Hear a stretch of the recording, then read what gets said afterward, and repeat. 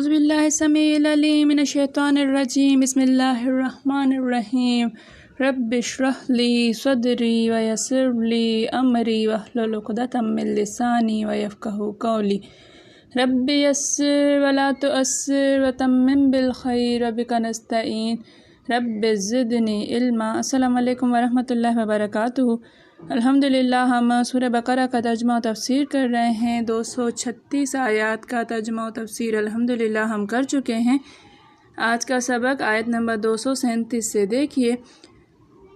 اعوذ باللہ من الشیطان الرجیم وَإِن طَلَّقْتُمُوهُنَّ مِن قَبْلِ أَن تَمَسُّوهُنَّ وَقَدْ فَرَضْتُمْ لَهُنَّ فَرِيضَةً فَنِصْفُ مَا فَرَضْتُمْ إِلَّا أَن يَعْفُونَ أَوْ يَعْفُوَ الَّذِي بِيَدِهِ عُقْدَةُ النِّكَاحِ اور ان اگر طلاق دو تم یہ جمع کا صیغہ ہوگا، طلقتموہن ان کو، اگر تم انہیں طلاق دو، من قبل من سے قبل پہلے، ان تمسوہن ان کے تمسو تم چھو، تم نے چھوا ہو، تم نے مس کیا ہو، ہن ان کو، تم نے انہیں ہاتھ لگایا ہو، وقد اور قد تحقیق فرض مقرر کر لیا، فرض کر لیا، تم نے مقرر کر لیا، تم مقرر کر چکے ہو، لہن اللہ کے لیے، ہن ان کے لیے، فریضۃً فریضہ مہر، فنصف پس نصف آدھا، نصف ما فرض ما جو فرض تم نے مقرر کیا، اللہ سوائے ان یعفو ان یہ کہ یعفون تم وہ معاف کر دیں، یعفون وہ معاف کر دیں، جمع کا صیغہ ہے یہ بھی، او یعفو معاف کر دے، الذی وہ، بیدہ بے سے ید ہاتھ ہی، اس کے ہاتھ میں، یعنی جس کے ہاتھ میں، وہ جس کے ہاتھ میں ہو، عقدۃ النکاح نکاح کی گرہ جس کے ہاتھ میں ہے وہ معاف کر دے، وَأَن تعفوا اور ان اگر کہ تعفو تم معاف کر دو، اقرب زیادہ قریب ہے، لتقوی کے تقوی پرہیزگاری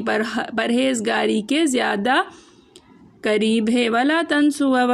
اور لا نہیں تنسو تم بھلاؤ، الفضل احسان کرنا، فضل کو تم احسان کرنے کو نہ بھولو، بینکم درمیانکم اپنے درمیان، تمہارے درمیان، باہم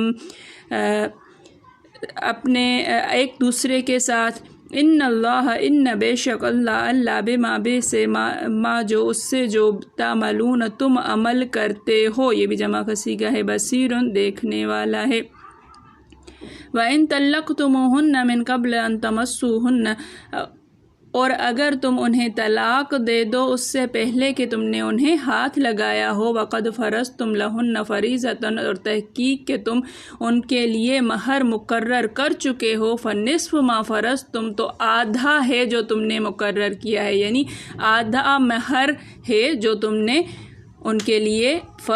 مقرر کیا ہوا ہے، الا ان یعفون سوائے اس کے کہ وہ معاف کر دیں، او یعفو الذی بیدہ عقدۃ النکاح یا پھر وہ معاف کر دے جس کے ہاتھ میں نکاح کی گرہ ہے، یعنی خاوند، وان تعفوا اقرب للتقوی اور اگر تم معاف کر دو تو یہ تقوی کے زیادہ قریب ہے، ولا تنسوا الفضل اور بینکم اور آپس میں احسان کرنے کو ہرگز نہ بھولو، ان اللہ بما تعملون بصیر بے شک اللہ تعالیٰ دیکھنے والا ہے جو تم کرتے ہو۔ اور اگر تم عورتوں کو ان کے پاس جانے سے پہلے طلاق دے دو لیکن مہر مقرر کر چکے ہو تو آدھا مہر دینا ہوگا، ہاں اگر عورتیں مہر بخش دیں یا مرد جن کے ہاتھ میں عقد نکاح ہے اپنا حق چھوڑ دیں اور پورا مہر دے دیں تو ان کو اختیار ہے، اور اگر تم مرد لوگ اپنا حق چھوڑ دو تو یہ پرہیزگاری کی بات ہے، اور آپس میں بھلائی کرنے کو فراموش نہ کرنا، کچھ شک نہیں کہ اللہ تمہارے سب کاموں کو دیکھ رہا ہے۔ دیکھیے کہ ہم نے پیچھے جو آیت پڑھی تو اس میں تھا کہ رخصتی سے پہلے طلاق دینا، رخصتی پلس یہ تھا کہ महर भी मुकर्रर ना किया गया हो, ला जुनाह अलैकुम इन तल्लक़्तुमुन्निसा मा लम तमस्सूहुन्ना औ तफ़रिज़ू लहुन्ना फ़रीज़ा, कि ना तो तुमने उन्हें छुआ हो और ना ही महर मुकर्रर किया हो, औ तफ़रिज़ू लहुन्ना फ़रीज़ा, तो ये लम जो है वो इन दोनों पर आएगा, ओ यहाँ पर आतिफ़ा है, तो ना रुखसती हुई और ना ही महर मुकर्रर किया। इस आयत में है कि वइन तल्लक़्तुमुहुन्ना मिन क़ब्ल अन तमस्सूहुन्ना वक़द फ़रज़्तुम लहुन्ना फ़रीज़तन, कि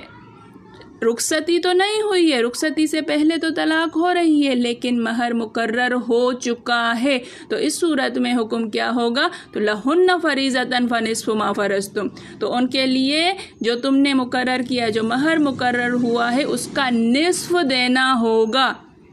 उसका आधा, महर का आधा हिस्सा देना होगा उस सूरत में जब रुखसती से पहले तलाक हो जाए।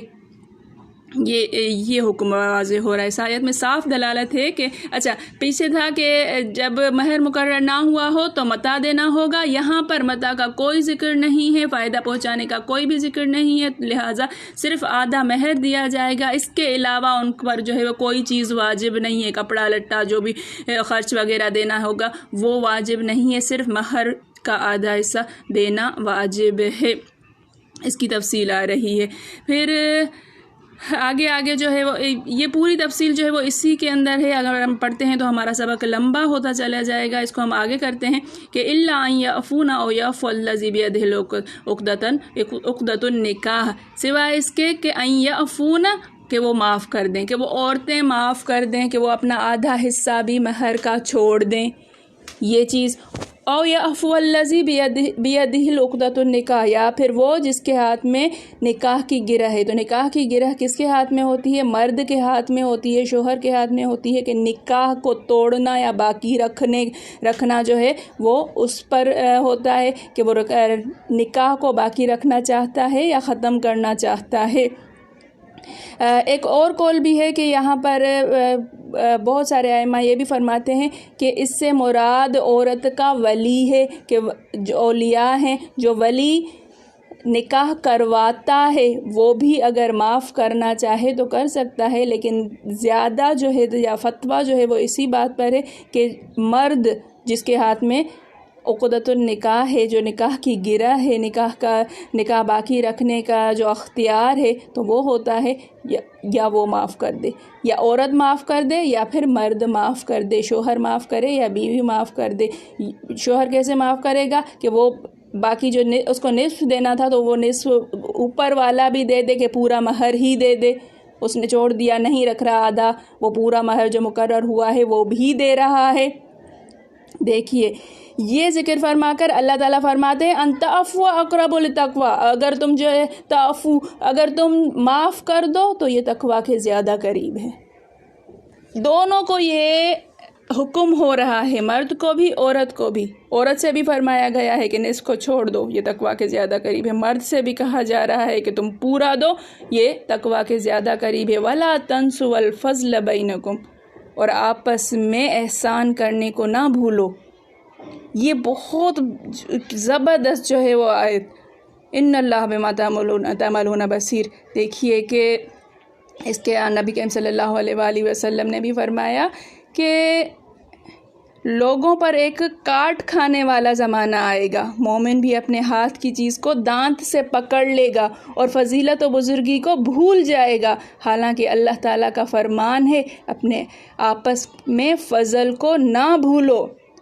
बुरे हैं वो लोग जो एक मुसलमान की बेकसी और तंग दस्ती के वक्त उससे सस्ते दामों उसकी चीज़ ख़रीदते हैं, हालांकि रसूलुल्लाह सल्लल्लाहु अलैहि वसल्लम ने उस बे से मना फरमा दिया है। अगर तेरे पास भलाई हो तो अपने भाई को भी वो भलाई पहुंचा, उसकी हलाकत में हिस्सा ना ले। एक मुसलमान दूसरे मुसलमान का भाई है, ना उसे रंजो गम पहुँचे, ना उसे भलाइयों से महरूम रखे। हज़रत ओन हदीसें बयान करते जाते हैं और रोते जाते हैं, यहाँ तक कि दाढ़ी आंसुओं से داڑھی سے آنسو ٹپکتے رہتے اور فرماتے میں مالداروں کی صحبت میں بیٹھا اور دیکھا کہ ہر وقت دل ملول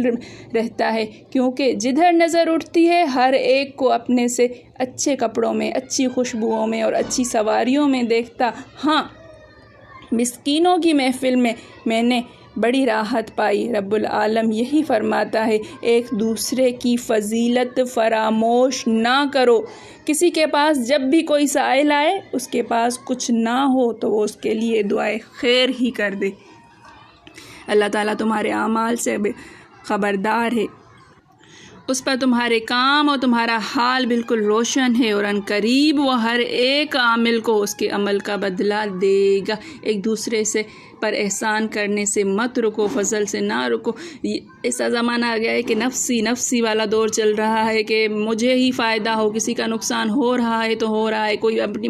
مجبوری کے تحت کوئی چیز بیچ رہا ہے تو اس کی مجبوری سے فائدہ اٹھایا جا رہا ہے کہ ہمیں تو سستی چاہیے، کسی کو فائدہ پہنچانا ہو اور اپنی کوئی چیز خرچ کرنی ہو تو واقعی میں وہ زمانہ آ گیا ہے کہ اپنے دانتوں سے پکڑ کے رکھتے ہیں کہ نہ جانے دیں اس کو۔ اللہ تعالیٰ ہمیں تو نیکی کی توفیق عطا فرمائے، ایک دوسرے کے ساتھ احسان کا معاملہ فرمانے کی توفیق عطا فرمائے۔ میرے پڑھانے میں، آپ کے پڑھنے میں، میرے سمجھانے میں، آپ کے سمجھنے میں کوئی غلطی خطا بھول چوک ہو گئی ہو تو میں اللہ کے حضور میں توبہ کرتی ہوں اور معافی کی خواستگار ہوں۔ ربنا تقبل منا انک انت السمیع العلیم۔ السلام علیکم ورحمۃ اللہ وبرکاتہ۔